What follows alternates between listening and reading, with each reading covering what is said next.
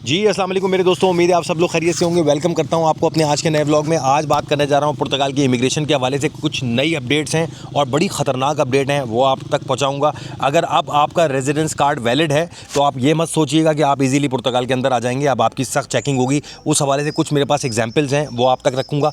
दूसरा, अभी रिसेंटली आपने ये सुना था कि 12-15 जो नेपाली कंट्री से जा रहे थे और कुछ लोग आ रहे थे, उनका रेजिडेंस कार्ड वैलिड था, लेकिन उसके बावजूद भी कुछ लोगों को डिटेंशन में डाला गया और कुछ लोगों से बड़े सख्त सवालात किए गए और उनको ये तक बोला गया कि आपका रेजिडेंस कार्ड जो है वो हम कैंसिल करेंगे। इन तमाम चीज़ों की वजह क्या बनी वो आप लोगों से जिक्र करूँगा। दूसरा, मैं आप लोगों को बताऊँगा कि अब IMT यहाँ पे ट्रांसपोर्ट का इदारा जो है, आपको पता है पाकिस्तान, इंडिया, बांग्लादेश का जो ड्राइविंग लाइसेंस है वो बड़े आराम से पुर्तगाल में चेंज हो जाता था और बहुत सारे लोग इसमें TVD भी कर रहे थे। अब IMT जो है वो अपना लाइसेंस पॉलिसी जो है वो चेंज करने जा रही है और मज़ीद सख्त रूल करने जा रहे हैं IMT वाले। वो क्या रूल हैं वो आप लोगों से जिक्र करूंगा और ये नौबत क्यों पेश आई ये आपको बताऊंगा। और मेरे दोस्तों, आप लोगों को बताऊंगा कि चारों तरफ जो प्रोटेस्ट चल रहे हैं पुर्तगाल में, इसकी वजह क्या है, इसकी साइंस क्या है, इसका एथिक क्या है, क्यों हमारे लोग इतना बड़ा प्रोटेस्ट कर रहे हैं, इसके पीछे जो वजह है वो आप लोगों से जिक्र करूंगा। और इनकी पार्लियामेंट के जो मेंबरान हैं वो हरगिज़ हमारे मुतालबात जो हैं, यानी कि जो लोगों के मुतालबात हैं जो एशियन कंट्री से बिलोंग करते हैं, इंडियन, पाकिस्तान, बांग्लादेश से, वो ये पार्लियामेंटेरियन कतई उसको एक्सेप्ट करने के तैयार नहीं है। वो मुतालबात क्या हैं वो आप लोगों को बताऊंगा, तो आए वीडियो शुरू। अच्छा मेरे दोस्तों, अभी रिसेंटली आप देख रहे होंगे सोशल मीडिया पे एक धूम सी मची हुई है। वो नेपालियों का बड़ा जिक्र किया जा रहा है और उनको बताया जा रहा है कि उनको बहुत ज़्यादा प्रॉब्लम में डाला और उनके जो लीगल कार्ड्स थे वो भी कैंसिल कर दिए गए। तो इसकी वजह मैं आप लोगों को बताऊं कि आजकल यहाँ इमिग्रेशन पे जब आप एग्ज़िट हो रहे होते हैं या इंटर हो रहे होते हैं तो आपसे अब ये ज़्यादातर ये पूछा जा रहा है कि आपने ये रेजिडेंसी कैसे ली, अगर वर्क के ऊपर ली है तो अब आपके सोशल में क्या कंट्रीब्यूशन है। अगर मैं मेरे दोस्तों अपनी बात बताऊं, अभी मैं कई यूरोप की कंट्री गया था। जब मैं यहाँ इमिग्रेशन पे आया लिस्बन में, तो मुझसे ये सवाल किया गया कि तुम यहाँ इस कंट्री में कर क्या रहे हो, तुम्हारे पास अगर 3 साल वाला कार्ड इस कंट्री का है तो इस कंट्री में तुम्हारे रहने का मकसद क्या है। तो अब हो ये रहा है कि हमारे लोगों ने क्या किया, आर्टिकल 88-89 में, आर्टिकल 88-89 आपको पता है कि वर्क के ऊपर कार्ड लेते थे हम लोग। तो हमारे लोग क्या करते थे, आर्टिकल 88-89 में फिल वक्त कोई 4-6 कॉन्ट्रैक्ट लगा के टैक्स पे करके रेजिडेंस कार्ड लेके, जब वो रेजिडेंस कार्ड उनको आ जाता है तो वो टैक्स पे करना बंद कर देते हैं, ठीक है। और वो फिर जब तक कार्ड वैलिड है तो आना जाना रखते हैं। अब उनको ये परेशानी हो रही है कि जब आप कंट्री में एंटर हो रहे हैं तो आपसे सवाल किया जा रहा है कि अगर आपका रेजिडेंसी वैलिड है तो आप इस कंट्री में कर क्या रहे हैं, क्योंकि ये कार्ड हमने आपको वर्क तरबालों के ऊपर कार्ड दिया था कि आप इस कंट्री में रहेंगे, काम करेंगे, तो that's why we are giving you a residency card. But अगर आप यहाँ काम ही नहीं कर रहे तो इस कंट्री में रहना, यहाँ बार बार आना जाना, इसका मकसद क्या है। तो अब ये जगह जगह इमिग्रेशन में रोक के लोगों से सवाल किए जा रहे हैं अंदर आते हुए। जब आप वैलिड रेजिडेंसी लेके अंदर आते हैं तो अब आप लोगों से ये सवाल किए जा रहे हैं। तो मैं अपने तमाम उन प्यारे बहन भाइयों को ये बात बताना चाहता हूँ कि अगर आपके पास पुर्तगाल की टेम्परेरी रेजिडेंसी जो है वो वैलिड है तो उसका हरगिज़ मतलब ये नहीं है कि 100% आप अंदर आ जाएंगे। अब आपको कुछ सख्त सवालों के जवाब देने पड़ेंगे। वैलिड रेजिडेंसी है और आप कंट्री में इंटर हो रहे हैं तो आपके पास बाकायदा प्रूव होना चाहिए, काम का कॉन्ट्रैक्ट होना चाहिए। अब ये नहीं चलेगा कि कार्ड जब आपका एक्सपायर हो जाता था तो आखिर के 2-4 टैक्स भर के, आखिर की 3 ग्रीन स्लिप लगा के इनसे नया कार्ड लेके और फिर वो हम टैक्स देना बंद कर देते थे, क्योंकि ज़्यादातर हम लोग तो यहाँ काम ही नहीं करते, मैंने ये देखा। दूसरी मेरे दोस्तों एक सबसे बड़ी वजह ये देखी जा रही है यहाँ पर कि नेपाली हमारे भाई जिनको रोका गया उनसे ये बात पूछी गई कि तुम लोगों ने पासपोर्ट अपने नए बनाए हैं, चेंज किए हैं, तो तुम लोगों के पहले वीज़े कि कौन से वीज़े पे बेसिकली तुम लोग यहाँ इंटर्ड हुए थे। कई नेपाली भाई जो हमारे थे उनके रेजिडेंसी कार्ड जिनके कैंसिल किए हैं, तो पता ये चल रहा है कि वो डंकी लगाकर यहाँ आए, उनके पास लीगल रास्ता नहीं था इस कंट्री में आने का। तो अब इमिग्रेशन में आपसे ये भी पूछा जा रहा है कि क्या वो ज़राए हैं, कौन से वो वीज़े थे जिसके ऊपर आप यहाँ पर आएँ।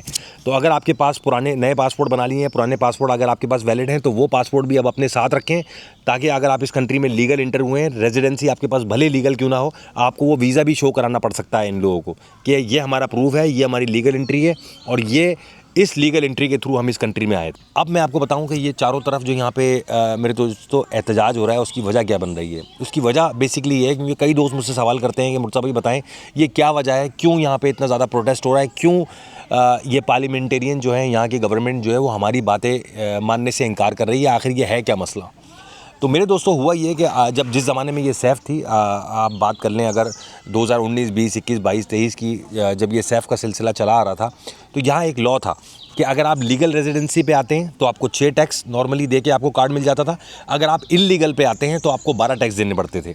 होता ये था, पुर्तगाल ने ये कहा था कि चाहे आप लीगल आओ या इलीगल आओ, अगर आप हमारे कंट्री में आ जाते हो, यहाँ पे आपको काम मिल जाता है, आप सोशल कंट्रीब्यूशन देना शुरू हो जाते हो, तो हम आपको यहाँ के पेपर देंगे। तो उससे हुआ ये कि पूरे यूरोप के लोग जितने भी इलीगल बैठे हुए थे हमारे इंटीरियर साइड के या इंडिया, पाकिस्तान, बांग्लादेश के हर जगह के लोगों ने जो डंकी के रास्ते यहाँ पर आए हुए थे, तो वो उन लोगों ने पुर्तगाल का रुख किया, क्योंकि वो इलीगल थे, ज़मीनी रास्तों से आए हुए थे, जंगलों से आए हुए थे, उसमें से आधे से ज़्यादा लोग तो मर गए थे।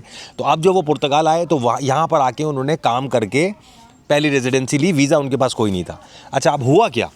अब कहानी सुने ज़रा मज़े की। अब हुआ ये कि जब पुर्तगाल ने ये बात बोली थी कि आपको यहाँ आने के लिए, काम करने के लिए किसी किस्म का कोई लीगल स्टेटस नहीं चाहिए, हम आपको लीगल स्टेटस देंगे, अगर आपके पास वीज़ा नहीं भी है तो कोई मसला नहीं है, यहाँ आएँ, अगर इलीगल आए तो 12 टैक्स दें, रेजिडेंसी ले लें, और अगर लीगल आए तो 6 टैक्स आपको यहाँ पे आप एलिजिबल हो जाते थे रेजिडेंसी के।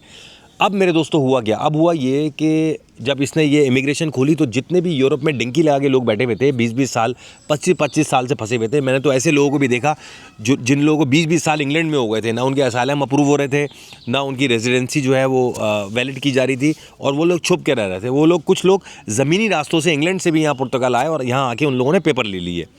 अब क्या हुआ? अच्छा, इसमें एक चीज़ मैं आपको ऐड करूं कि अब वो लोग भी प्रॉब्लम में आ रहे हैं जो लोग यहाँ पर इलीगल आए थे। अगर उनके पास, मैंने आपको बताया, अगर वीज़ा नहीं है, नहीं दिखा पा रहे, तो आपके रेजिडेंसी कार्ड जो है वो एक्सपायर किए जा रहे हैं। इसमें ये हरगिज़ मत करें। अभी मैंने कुछ लोगों से ये बात सुना कि यार भले हम बगैर वीज़े के आए, इनके लॉ में था, हमें रोक के तो देखें, हम छोड़ेंगे नहीं। तो मेरे दोस्तों, हरगिज़ लड़ाई झगड़े से कोई फ़ायदा नहीं है। बाय लॉ कोई वकील कर लें, वो आपको अच्छा मशवरा देगा कि अगर आप वीज़े पे नहीं आए थे, इलीगल एंट्री पे आपके पास अभी भी रेजिडेंस कार्ड आपका वैलिड है, तो क्या वो सेफ़ तरीके हैं कि आप अपने होम कंट्री जा भी सकते हो और वापस भी आ सकते हो। उन लोगों ने 12 टैक्स दे के, जो कि इनके कानून में था, 12 टैक्स दे के कार्ड लिए थे, उनके कार्ड वैलिड भी हैं, 3-3 साल वाले भी कार्ड हैं, तो उनके कार्ड भी कैंसिल किए जा रहे हैं। उनसे ये बोल रहे हैं कि तुम्हारा सिस में नाम है। जिस वक्त इन्होंने कार्ड रेजिडेंसी इशू की थी, उस वक्त सिस में इन्होंने कोई नाम चेक नहीं किया था लोगों का, और उस वक्त चाहे अगर आपने जर्मनी, फ्रांस, इटली में, बेल्जियम में कहीं भी असाइलम किया हो या किसी भी कंट्री में आपका सिस में नाम हो, उसके बावजूद भी पुर्तगाल आपको रेजिडेंसी दे देता था। अब इमिग्रेशन कवानीन में सख्ती की वजह से इन्होंने जिनके कार्ड इशू हुए हुए हैं उनको भी चेक करना शुरू कर दिया है सिस अलर्ट में, कि अगर वो उनका सिस में नाम आ रहा है तो उनकी वैलिड रेजिडेंसियाँ भी ये लोग कैंसिल करने जा रहे हैं। तो अब हुआ ये प्रोटेस्ट होने की सबसे बड़ी मेन वजह ये आ रही है कि इन लोगों ने, जितने भी लोग थे जो ज़मीनी रास्ते से आए थे, मिसाल के तौर पे कोई ग्रीस से आता है और ग्रीस से या कोई टर्की से बॉर्डर से आया, और वो आने के बाद जब वो ग्रीस में उतरा तो ग्रीस की पुलिस ने उसके बायोमेट्रिक ले लिए, तो शेंजन इन्फॉर्मेशन सिस्टम में नाम डाल दिया कि तुम इस कंट्री में इलीगल आए हो और ये एक क्राइम है। बाद में लोग असाइलम करके अपने आप को छुड़ा के बाहर निकल जाते हैं। तो वो शेंजन इन्फॉर्मेशन सिस्टम में नाम उनका आ गया। अब जब शेंजन इन्फॉर्मेशन सिस्टम में नाम आ गया और उन्होंने ये बात देखी थी कि पुर्तगाल ने कहा था लीगल हो या इलीगल हो, आ जाओ हमारे पास, हम आपको रेजिडेंसी देंगे, तो उन लोगों ने ग्रीस के पास 1-2 कंट्रियों में असाइलम अप्लाई करते हुए जब उनकी बायोमेट्रिक की बारी आई, 12-18 टैक्स, कुछ लोग तो 4-4 साल से यहाँ पे परेशान हैं, उनके अभी तक कार्ड नहीं आए। और मैं ऐसे लोगों को भी जानता हूँ कि 12 तो क्या, उनके जो है वो 36 टैक्स हो गए हैं, लेकिन अभी तक उनका कार्ड नहीं आया। तो उन्होंने कहा कि आपका शेंजन इन्फॉर्मेशन सिस्टम में नाम है, तो हम आपको कार्ड नहीं देंगे जब तक आप वो अपना नाम रिमूव नहीं कर लो। अब कुछ कंट्रियों में शेंजन इन्फॉर्मेशन सिस्टम से नाम निकालना बहुत ज़्यादा मुश्किल है। उसमें से मिसाल दूं मैं आपको, ऑस्ट्रिया, स्विट्ज़रलैंड, स्वीडन, ये शेंजन इन्फॉर्मेशन सिस्टम में से नाम इतना आसानी से नहीं निकालते। उसकी वजह से जो 10, 15, 20 या 40 दिन का टाइम यहाँ की आयमा दे रही थी कि 10 दिन के अंदर ये अपना फालता क्लियर, तो ताख़ीर की वजह से लोगों के केस ख़राब हुए।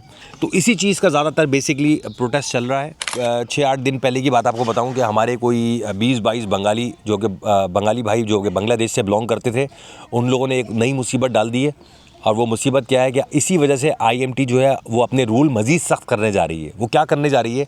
वो मज़ीद टेस्ट ला रही है। पहले तो आपको पता है कि अपोस्टाइल, हमारे लोगों ने 2 नंबरियाँ की, तो उन्होंने अपोस्टाइल सिस्टम बना दिया था कि अगर आपके होम कंट्री का लाइसेंस है तो अब आप वो मिनिस्ट्री, इंटीरियर मिनिस्ट्री से भी वो आप उसको अटैच करके फिर हम यहाँ जमा कराओगे। सेम लाइसेंस नंबर था 22 बंदों का। मतलब मेरे दोस्तों, आप देखें 2 नंबरियों की हद हो गई। सेम लाइसेंस नंबर, सिर्फ तस्वीरें चेंज हुई हुई, 22 बंदों का लाइसेंस इशू हुआ है और इन्होंने उनको कैप्चर कर लिया, पकड़ लिया। अब मुझे ये लगता है कि हो सकता है, क्योंकि यहाँ पे इमिग्रेशन कवानीन जो है वो मज़ीद सख्त हो गए, तो हो सकता है इन 22-23 लोग जो भी हैं, इनको कंट्री आउट दिया जाए या इनको डिपोर्ट किया जाए। बस यही 2-4 चीज़ें बताने आया था मेरे दोस्तों। अपना ख्याल रखें। इंशाल्लाह अगली वीडियो में आपसे